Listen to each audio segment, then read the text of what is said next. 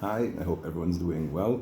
I've been wanting for a long time to record a shir about brachos, specifically birchas hanenin, the brachos that we make all the time on food and drink and the things that we use and enjoy here in the world. And Parshas Ekev is a great time to do that because in this week's parsha we actually have the mitzvah of brachos. This week's parsha we have the language that we find every time when we bench. ואכלת, ושבעת, וברכת, es Hashem אלוקיך, that we'll eat and we'll be satisfied and we will bless Hashem. And the Chazal tell us, the Gemara explains, that this is talking about specifically the mitzvah of birchas hamazon, of benching.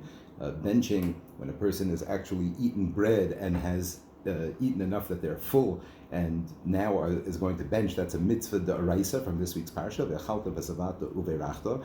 And Chazal say, hey, well, if we have to make a bracha after we eat, once we've already enjoyed it, then certainly we should have to make a bracha before we eat in order to appreciate the fact that Hashem is allowing us to eat the food. And that's where the idea of a bracha rishona comes from. So even though the whole concept of brachos is midrabanan, however, the idea of giving thanks to Hashem is learned from a pasuk in the Torah, and a kal v'chomer is a Torah mechanism. So the fact that we make brachos on food is not just quote unquote just a drabanan, but it's something that is inherent in the process of living, as we're going to see hopefully today. That Hashem wants us to recognize and involve ourselves in the transfer over of the food from His to us, and having the food do what it does for us, which of course the physical food is what keeps us alive and what keeps us nourished and allows us to live. And at the same time we know, and also in this week's parsha, the Torah tells us, Ki lo ala lechem levado yichya ha'adam. A person doesn't just live on the bread. What do we live on? Al kol motzi pi Hashem yichya. What's in the Devar Hashem that's in everything, that's really what's keeping us going. So I really want to try to understand this a little bit more and to actually explain what a bracha is when it comes to birchas hanenin, and to start with just to explain what the tremendous maila, the tremendous benefit to us that we have for our brachos. Again, we don't get schar in this world at all for the mitzvahs that we do. Schar means reward, like the payment for what we did. That's only going to be in olam haba. However, there's certain mitzvahs that we do where a byproduct of doing that mitzvah is things in this world can be affected by it and could go well for a person, assuming that there's no other ketrukim, no other persecutions, or no other debts that need to be paid. So the concept of brachos is something very, very powerful. In fact, Rav Moshe Dovid Vali, who I quote very frequently, and I'm a great chassid of his Torah.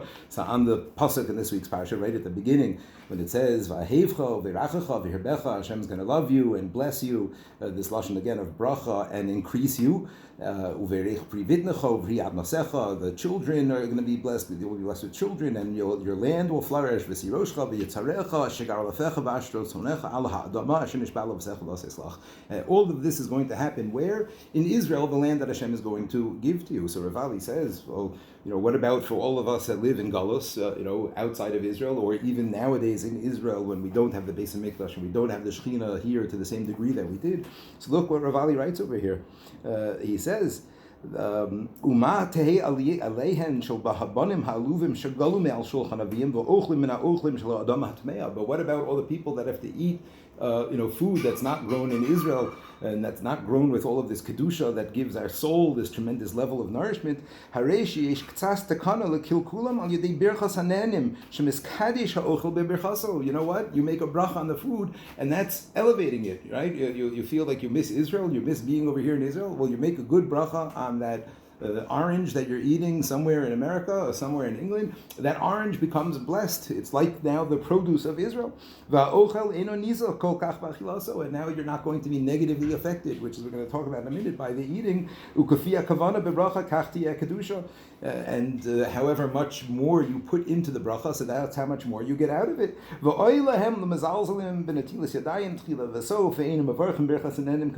And woe is it to those people who just don't really make brachos properly and don't wash their hands properly. They just, go through their things.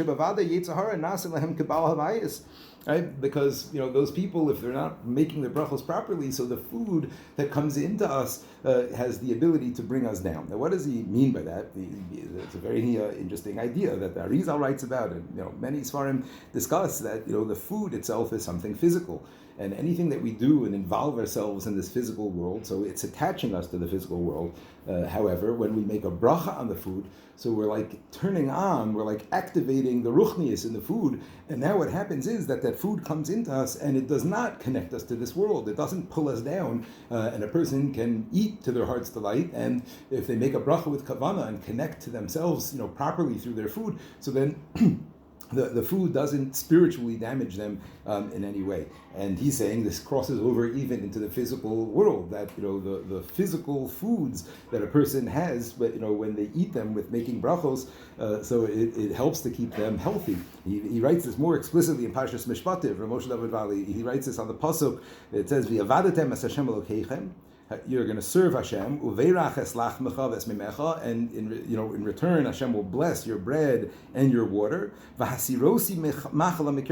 going to remove all sickness from you. And he writes the following: He writes again, for those of us who want to find segulos in different things, he writes that this is a segula. If you want to know the specific avoda, the specific mitzvah, that's a segula that makes your food healthier, that makes your food good for you. It's when a person makes birchas hanen improperly with the right halacha.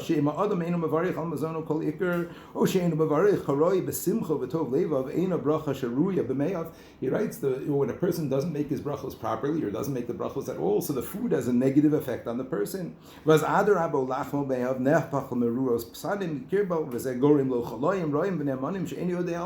And a person gets sick and they have no idea where it's coming from. And he's saying where it's coming from is the fact that a person ate food and didn't make a bracha properly or not at all, and that food therefore comes in and has a negative effect on him. Yeah, amazing.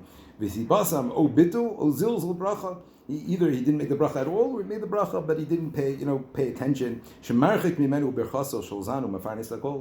So he's distancing himself from the real bracha, which is coming from Hashem. So it's just, again, we're not talking here like on a childish level. Obviously, we're talking here, different avodas, the way that we treat this world and the way that we go through this world. So there's a certain cause and effect. Again, this has nothing to do with the schar. This has nothing to do with the reward for the mitzvahs that we do. It's just the way that the world works. And he's writing here that brachos, specifically this idea of birchas hanenim, saying them properly with appropriate kavanah, connecting properly through this. So this is something that helps a person and keeps them healthy, even physically here in this world. So I really just wanted to give over now the very, very basic idea of what the kavana is when a person makes a bracha. The simplest idea of kavana, which is the basic al pi halacha, that a person has to just know what they are saying. So the idea of the words, I just want to go through the words, and then we're going to talk a little bit more deeply to understand, what are we doing, what are we activating, what are we, taking away from the food that's negative by making a bracha. So I hope we'll have time to explain that as well. The simple understanding of the words, we say Baruch. So the idea of blessing, by now it's very well known, the concept that's brought down from already the early Svarim, that Baruch comes from the lashon of brecha, of a wellspring, a source. So we're recognizing that Hashem is the source of everything. We'll try to understand that a little bit more deeply in a moment. Atah, we're talking now straight to Hashem in second person, right? We're talking to you, Hashem, and this is something I try to think about. Every time we make a bracha, we are allowed to address Hashem as if He's right here, and we're talking to Him, Atah, Baruch Atah, we're talking to you, Hashem. And the second that we say that and we recognize how close we are to Hashem, so then we have to take a step back and talk now in third person for the rest of the bracha. And now we say Hashem, God, Elokeinu, Melech HaOlam, the God, Hashem Elokeinu. This is talking about the master of the universe, that the master of everything that was, is, and always will be. That's the Shem Hashem Yud Kei Vav Kei. And Elokeinu, we know it means the concept of din and judgment, that Hashem sets up the judgment and runs the whole world and judges the whole world all the time. Melech HaOlam, we refer back to Hashem as the master of everything. And then we say, the words of the bracha, shahakol ni'eh bedvaro, that everything is only through his words, borei minei mizonos, that Hashem is the one who makes the food. That's how we say it. But the initial structure of that bracha is a time for a person to stop and recognize that this thing that's in front of them, no matter what it is, if it came here just from a tree, well, that tree only came here through a vast number of processes and thousands of years prior to that in order for this tree to arrive here. And that's all part of what I'm recognizing, that Hashem is running the world and making this happen in order for me to enjoy this apple. If it's something that's like man-made, so then it's even more amazing that all of these different products came together from all over the world in all different ways to end up in one factory, to be put together in one particular way, to be packaged and shipped and delivered and purchased, and people in the store, and all of these things are happening. I have to recognize Hashem is doing this for me in order to provide me with this package of this thing that I'm having here in front of me. Right? It is a time to stop and recognize that Hashem is running the world, and we're not just here, grabbing and taking and enjoying and interacting with the world. We can, as we want to, if we keep halacha, and at the same time we have to recognize, each step of the way, that it's a way of connecting with Hashem, and that's the simple understanding of a bracha. And I want to try to explain it, if I can, on a little bit more of a deep level for those of you who can tune into this and tap into the depth of what's going on in our neshamos. But it takes a little bit of an introduction to understand the basic ideas. These are basic concepts in Kabbalah that everybody nowadays is pretty much familiar with.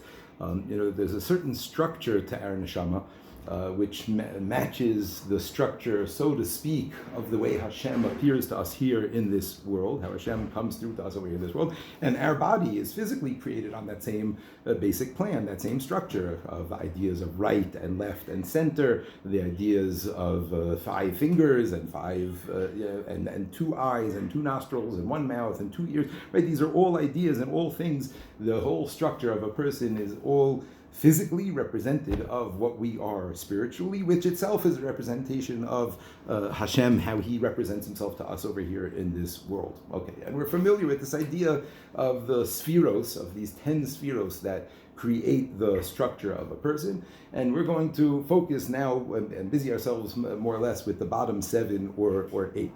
So we know this idea that the bottom 7 spheros represent nature. They represent, let's say, the 6 directions. So there's 1 through 6, and then 7 is like the totality of everything, and that kind of represents nature. That's in the way the Maharal generally speaks about it. There's many other ways of putting it. The days of the week. That's the natural cycle of nature. And we know that 8 is this concept of beyond nature. The concept of miraculousness comes in from 8. So what that is like this. The bottom 7 spheros, right, which go down from, I'm going to do it so it looks right, proper for you, with chesed on the right and gevura on the left and tiferes in the middle, and then netzach, hod, and yesod. Those are the 6 with malchus at the bottom. So these are the 6 that represent all the totality of everything in number 7, which is the whole of it.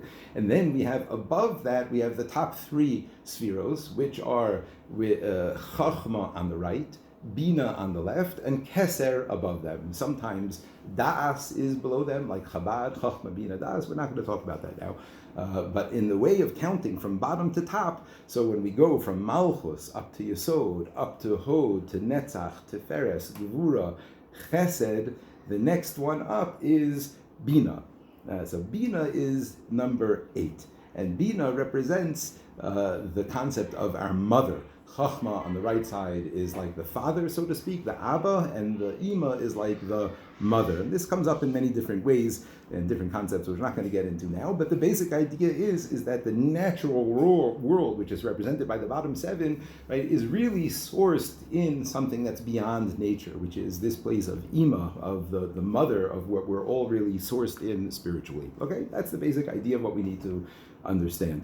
And also, in addition, that we are made up of these 3, fundamental forces or sides of Chesed, Din, and Rachmim. Again, Chesed on the right, your right, Din and Rachmim in the center.